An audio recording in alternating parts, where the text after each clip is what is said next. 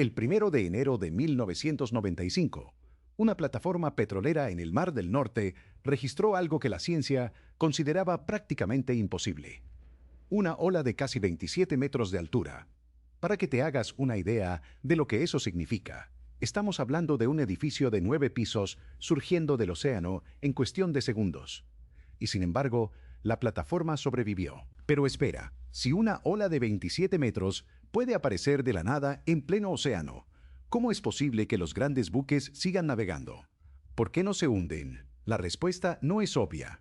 Y cuando la entiendas, vas a ver el mar de una forma completamente distinta. Para entender la respuesta, primero tienes que entender el problema real. Durante siglos, los marineros regresaban al puerto con historias de olas monstruosas que surgían sin previo aviso, olas que duplicaban en altura todo lo que les rodeaba. La ciencia los ignoró durante décadas. Los modelos matemáticos de la época calculaban que una ola de 30 metros solo podría formarse una vez cada varios miles de años. Es decir, prácticamente imposible. Luego llegó el 1 de enero de 1995. La plataforma Draupner, instalada en el Mar del Norte para medir y gestionar el gas natural, tenía sensores láser apuntando hacia abajo, hacia la superficie del mar. A las 3 de la tarde, esos sensores registraron algo que nadie esperaba. Una ola de 26,8 metros de altura en un océano donde las olas circundantes no superaban los 12 metros. La relación entre esa ola y las demás era de 2,48 veces. El umbral científico para clasificar una ola como gigante es 2,1. Lo que registró ese láser no era un error, era real. Ese registro cambió todo. La comunidad científica tuvo que aceptar que las olas gigantes no eran leyendas de marineros borrachos. Existían. Y existían con una frecuencia que nadie había imaginado. Pero entonces surgió la pregunta que nadie quería responder. Si estas olas son reales y aparecen con regularidad, ¿por qué los barcos grandes las sobreviven? La respuesta tiene 5 capas, y cada una es más sorprendente que la anterior. Antes de entrar en los sistemas del barco, necesitamos entender exactamente qué hace una ola gigante. Una rogue wave, como se las llama en inglés, no es simplemente una ola grande. Es una ola que supera más del doble la altura significativa de las olas que la rodean. Aparece sin aviso previo, dura menos de 1 minuto y luego desaparece.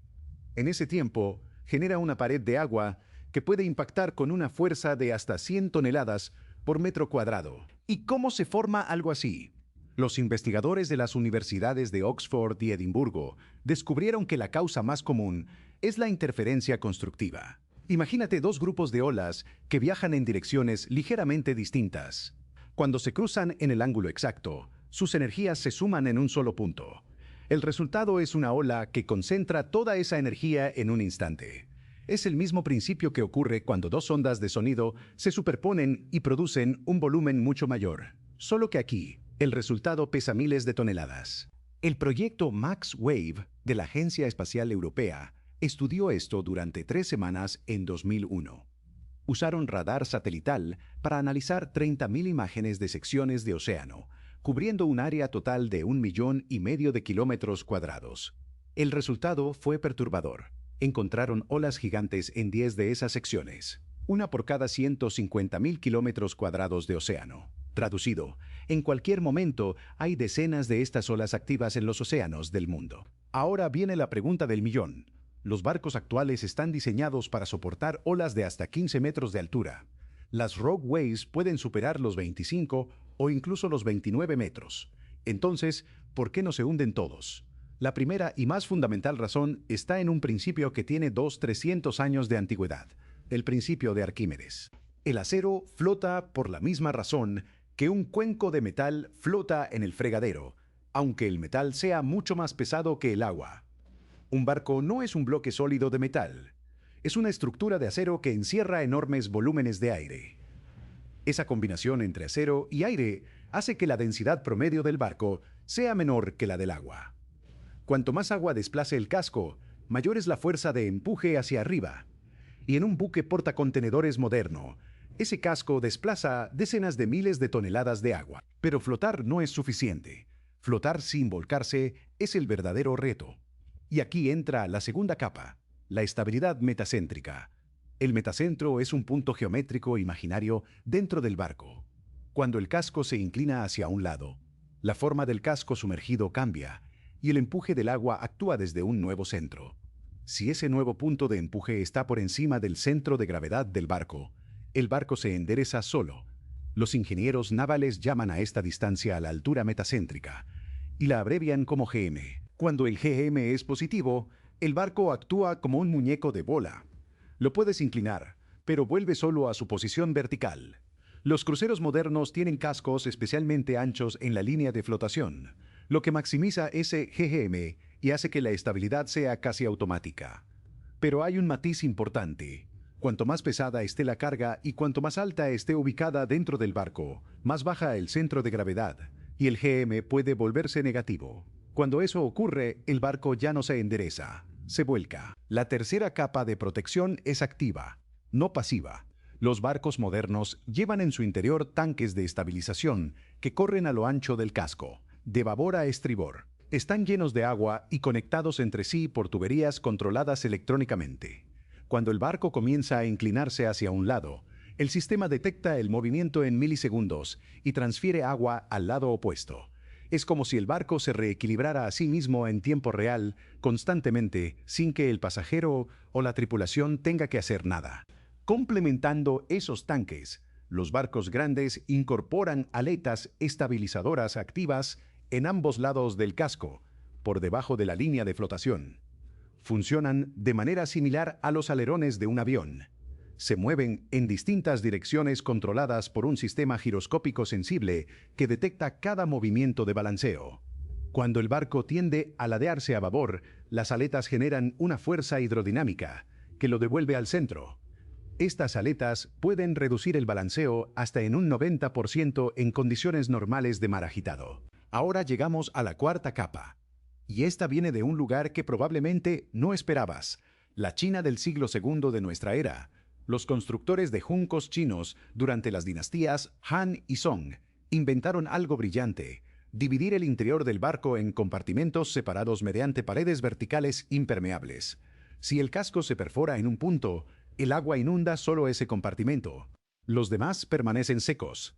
El barco sigue flotando.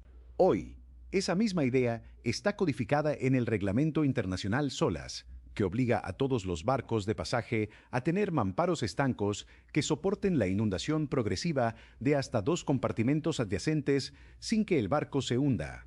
En un crucero moderno, hay decenas de estos compartimentos distribuidos a lo largo de toda la eslora. Si una ola gigante rompe el casco en un punto y entra agua, los mamparos sellan ese volumen. El barco pierde boyanza en esa sección, pero no se hunde en su totalidad. Y la quinta capa es quizás la más contraintuitiva de todas: el tamaño. Hay una relación física entre la longitud de un barco y la longitud de las olas. Cuando una ola pasa por debajo de un buque portacontenedores de 300 metros de eslora, el barco no sube y baja como lo haría una lancha pequeña. En cambio, la ola levanta solo una sección del casco a la vez, mientras las secciones delanteras y traseras siguen apoyadas en el agua. El movimiento se distribuye a lo largo de toda la estructura, amortiguando el impacto. Pero el tamaño tiene una trampa. Los barcos ultragrandes no pueden alejarse demasiado de la costa precisamente porque el riesgo aumenta con el alejamiento. Según expertos en arquitectura naval, los buques de mayor tamaño prefieren rutas más costeras para evitar enfrentarse a olas de alta mar. El océano abierto es donde nacen las rogue waves, y aunque el tamaño da ventaja estructural, no es una armadura perfecta. Es una herramienta más dentro de un sistema de 5 capas. Ahora que entiendes las 5 capas de protección, veamos lo que ocurre cuando el sistema llega a su límite. Porque sí ocurre. Las estimaciones científicas indican que en la segunda mitad del siglo XX, las olas gigantes fueron probablemente responsables del hundimiento de al menos 22 supercargueros y de la muerte de al menos 500 personas. Son cifras estadísticas, no confirmadas caso por caso, pero reflejan la escala real del peligro. Las condiciones climáticas extremas han hundido más de 200 superpetroleros y portacontenedores de más de 200 metros de longitud en las últimas 2 décadas. 200. Y en muchos de esos casos, los investigadores creen que las olas gigantes fueron la causa principal. Barcos que desaparecieron sin emitir señales de socorro, sin rastro de colisión, sin explicación aparente. Simplemente dejaron de existir. El caso más famoso de supervivencia al límite ocurrió también en 1995. El RMS Queen Elizabeth II, uno de los transatlánticos más grandes del mundo, navegaba por el Atlántico Norte cuando una ola de 29 metros surgió de la oscuridad sin previo aviso. El capitán Ronald Warwick describió después que la ola parecía los acantilados blancos de Dover avanzando hacia ellos. El barco sobrevivió. La combinación de sus 5 sistemas de protección funcionó exactamente para lo que fue diseñada. Y luego está el récord absoluto. En febrero del año 2000, el buque oceanográfico británico RRS Discovery navegaba al oeste de Escocia cuando sus instrumentos registraron la ola gigante más grande jamás medida en mar abierto, 29,1 metros de altura. Para que lo dimensiones, eso equivale a un edificio de 10 pisos emergiendo del océano. El Discovery también sobrevivió, pero ese registro sigue siendo, a día de hoy, el mayor jamás registrado por instrumentos científicos. ¿Qué pasa con los cruceros de pasajeros? Los números son sorprendentes. En los últimos 50 años, solo 11 cruceros transoceánicos se han hundido durante sus travesías.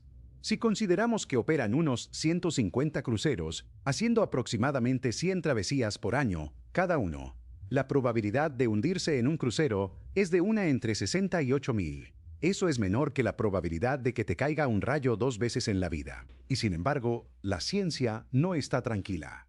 Una investigación experimental publicada en 2024 sugiere que las rogue waves podrían ser hasta 4 veces más altas de lo que actualmente se creía posible bajo determinadas condiciones. 4 veces, eso significaría olas potenciales de más de 50 metros en los océanos abiertos. Si eso es correcto, ningún barco en servicio hoy está diseñado para sobrevivir a eso. Es una hipótesis que mantiene en alerta a los ingenieros navales de todo el mundo. ¿Qué están haciendo los ingenieros para prepararse? Las plataformas petroleras offshore son el laboratorio más duro del mundo para probar soluciones. La plataforma Draupner sobrevivió a su ola de 27 metros, con daños menores, porque sus estructuras de soporte estaban diseñadas para disipar la energía del impacto a través de múltiples puntos de contacto con el agua, en lugar de resistirla frontalmente. Ese principio, resistir por distribución, es el mismo que ahora se aplica al diseño de los nuevos cascos de barcos de próxima generación. Los nuevos sistemas de predicción de olas usan satélites en tiempo real y modelos de inteligencia artificial para detectar las condiciones que favorecen la formación de rogue waves horas antes de que aparezcan. La idea es sencilla. Si puedes predecir dónde se va a cruzar la energía de 2 sistemas de olas, puedes redirigir la ruta del barco para evitar ese punto. No es ciencia ficción. Hay sistemas operativos ya instalados en flotas comerciales que hacen exactamente eso. Así que volvamos a la pregunta con la que empezamos. ¿Por qué las olas de 20 metros no hunden los grandes barcos?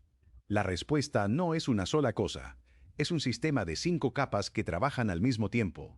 La flotabilidad de Arquímedes que mantiene el barco en la superficie, la estabilidad metacéntrica que evita el vuelco, los tanques de agua y las aletas giroscópicas que absorben el movimiento, los mamparos estancos que limitan el daño si el casco cede, y el tamaño mismo del casco que distribuye la energía de la ola a lo largo de cientos de metros.